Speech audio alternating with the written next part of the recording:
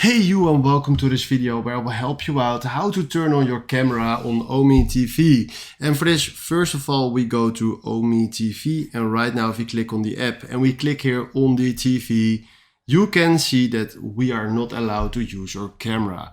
Now you can enable your camera on two ways. The first way is just by clicking on use camera settings, and then he will send us to the settings where we can turn on camera. And right now we just turn on the camera. Then the second option that you can do if you don't receive this message right here is throw this app away. Go to settings.